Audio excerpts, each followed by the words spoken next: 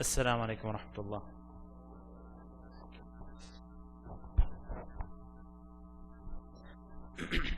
Bismillah, alhamdulillah, wa salatu wa salam ala rasulillah wa ala alihi wa sahbihi wa wala amma ba'd.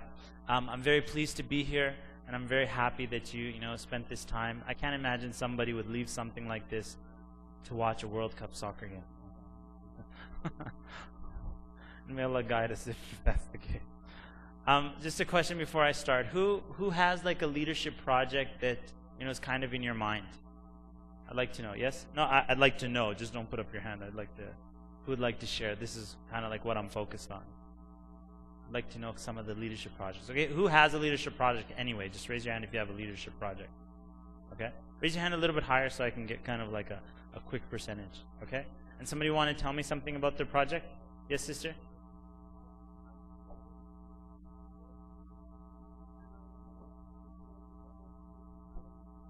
Doing what?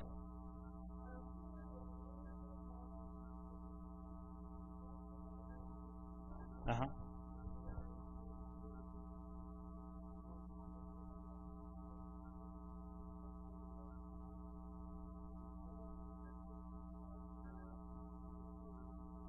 Inshallah.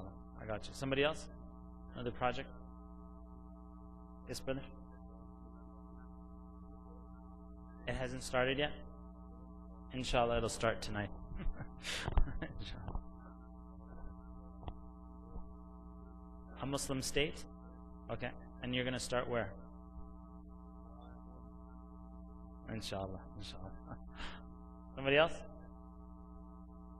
Yes, Norma? I'm actually not talking about what project you're planning to open. I'm like talking about what projects you have. So you want to start? A marketing agency for Muslim project. So you have a lot of customers here, inshallah. Somebody else from the sisters? Yes? What's that? Okay.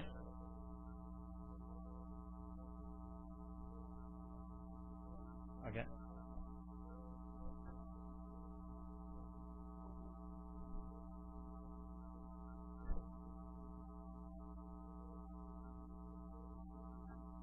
With national students, like people that are here, or the community?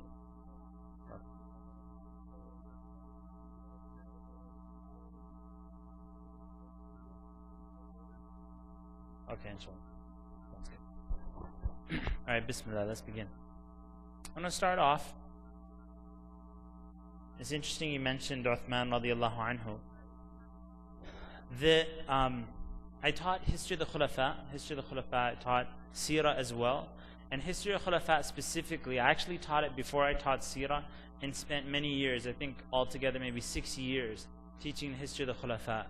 And the intention that I had in choosing to teach that class was actually to learn the leadership secrets of those, those rightly guided Khulafa and those generations of Muslims, to extract those lessons. And I'll tell you, starting off right here, first tip of the day is that Allah subhanahu wa ta'ala, the success that they experienced was not a miracle. Okay? It was not a miracle. In other words, you could study them and write a book that could be implemented today. And the success secrets are not, they're not complicated either. They're not complicated. It just takes a person to look at the stories and start extracting what are the leadership lessons. And every time I would teach the class, new lessons would come out, teach the class again, new lessons would come out. So let me start off with the story of Uthman radiallahu anhu. The Prophet sallallahu alaihi wasallam, one lesson that we learned is that a leader does not just be a leader by himself, and when he dies, everything dies with him. A leader is constantly searching for the next successive leaders. Okay? Even the Prophet ﷺ, if you look at how far away the leadership is, Prophet ﷺ is still giving advice to some of his companions that a time will come, it'll be like 30 years after the Prophet ﷺ's death, or longer, and he's still giving advice to them on how they should lead and prepare them for that. So Uthman radiallahu anhu was given advice by the Prophet sallallahu alaihi wasallam. This is the advice. The Prophet sallallahu alaihi wasallam told him that perhaps Allah subhanahu wa ta'ala is going to clothe you with a shirt. Perhaps Allah subhanahu wa ta'ala is going to clothe you with a shirt, and people will come, human beings, and they will want you to take that shirt off. And so the Prophet sallallahu alaihi wasallam's advice to Uthman was, don't ever take the shirt off. So this leadership shirt that Uthman radiallahu anhu was given, in fact, I actually wanted to call this event, this Nishiro event, the leadership jacket, or the leadership shirt. Uthman radiallahu anhu, out of the 4 khulafa, you have Abu Bakr, who was Khalifa for 2.5 years approximately. Then you have Umar radiallahu anhu, who did huge, moving the ummah forward. He was the Khalifa for 10 years. And then you have Ali radiallahu anhu, who's after Uthman radiallahu anhu ajma'in. Ali radiallahu anhu was Khalifa for about 6 years. And then when you look at Uthman radiallahu anhu, he was Khalifa for 12 years. So out of the 4 khulafa, a lot of people don't know that Uthman was Khalifa the longest. Uthman was Khalifa the longest. The other interesting thing about Uthman radiallahu anhu, and here's actually an interesting point, and you probably didn't know this. How much younger was Abu Bakr than the Prophet sallallahu alaihi wasallam? Yes? About 2 years, right? How long was his khilafah?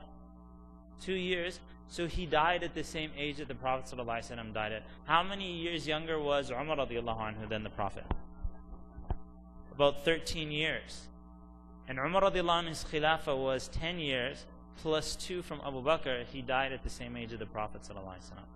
But Uthman changed it. Uthman became Khalifa when he was 70 years old. 70. That's when he was elected Khalifa. It was when he was 70 years old. Now Uthman radiallahu anhu, he's the son-in-law of the Prophet ﷺ. As you know, his wife passed away. He married Kulthum radiallahu anha. He married 2 of the daughters of the Prophet ﷺ. One passed away, he married the second. Uthman radiallahu anhu, they said about him that may Allah love you like Mecca loves Uthman. أحبك الرحمن كحب مكة لعثمان. Like how much love. And I'll actually even give you another interesting observation. I have this running tally of fundraisers, and I assume that there is no fundraiser that ever happens except that Uthman's name is mentioned. Radiallahu anhu. Every fundraiser. It's like, look at Uthman. That person will always say it. Because Uthman radiallahu anhu became the example for the entire ummah of someone who gave for the sake of Allah subhanahu wa ta'ala. Okay? And Uthman, Umar radiallahu anhu's battles, and then Uthman took over, and there were still battles that took place at Uthman's time, but prosperity came to the ummah. And they were, there was many riches and many lands that had been conquered, all of those things. And then Uthman radiallahu anhu, in the process like this, people went back to farming. There weren't too many battles that were happening at Uthman radiallahu anhu's time. People went back to farming, and they went back to gossiping.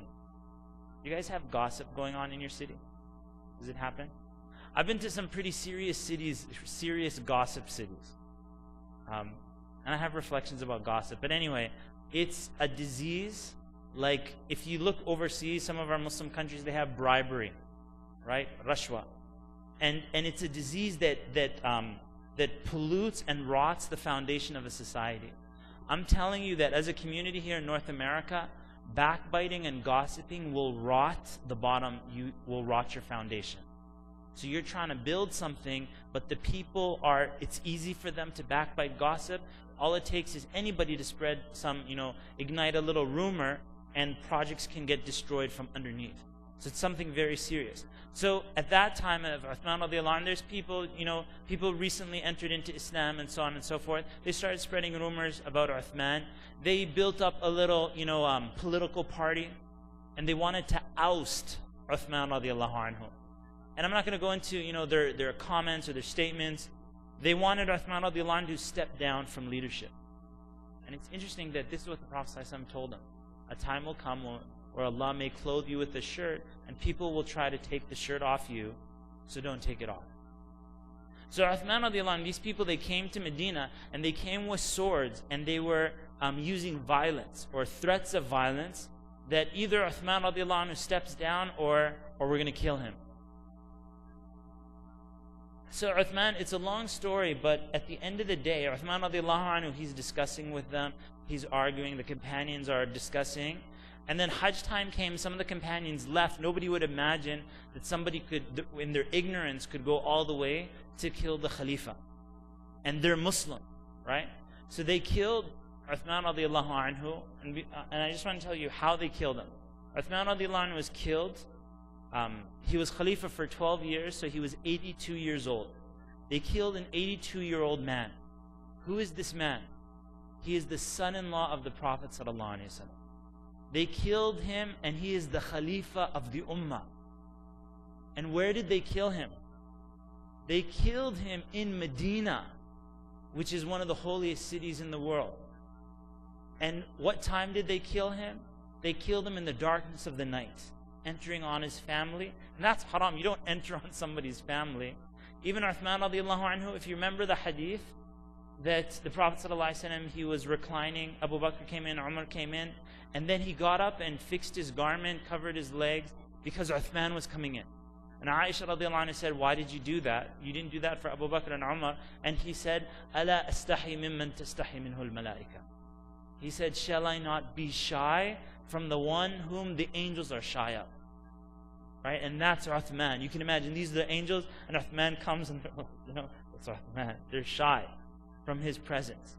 And this man comes to murder Uthman, and Uthman knows he's going to murder him, and he's trying to jump through the window, and Uthman radiallahu anhu says, have some shame. I have my family with me. If you want to come from the door. And the man was just so embarrassed that he left. Next guy comes in, and Prophet Uthman says to him, what family are you from? And then he said, I'm from such and such a family. Uthman said, you're not the one to kill me, because the Prophet made dua for your family. Go back. Until finally somebody came, he's like, enough of this, nobody wants to kill Uthman, and they killed Uthman radiallahu anhu. Now Uthman, the reason that I start off with this is some advice that one of the companions radiallahu anhu said to Uthman. He said to him, what can they do to you? Do they own paradise? And even when you think of critics, you can go through this chain of questioning. Do they own paradise? That, they're not going to grant you access to paradise. And the answer is no. Do they own hellfire? That they're going to send you to hellfire or something? No. What's the maximum that they can do? The maximum they can do is kill you. See, there's a problem here. Uthman radiallahu anhu, he's 82 years old. Yeah, maybe if he stepped down from leadership, it's not a big deal. He's 82, pass the baton on to somebody else. It wouldn't be a big deal. But the problem is they're requesting with violence. And so the advice to Uthman is like, if you step down, then it will become a sunnah that every time someone disagrees with the Khalifa, they'll just pull out their weapons, and every Khalifa will be killed from here forward. And it will turn the Ummah, basically there will be no foundation to the Ummah if you step down because they say so. And then so the companion radiallahu anhu said to Uthman radiallahu anhu, he said, don't take off a shirt that Allah has clothed you with. And Uthman knew all these years that Allah has been preparing him for this. And if you look at the courage of Uthman, he knows they're going to kill him, but he's like, so be it. The question I have for you is this.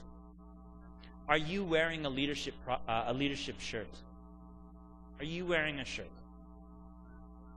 Every Muslim wears a leadership shirt when they say, La ilaha illallah Muhammadur Rasulullah. Every Muslim. Even when I ask the question, who has a leadership project?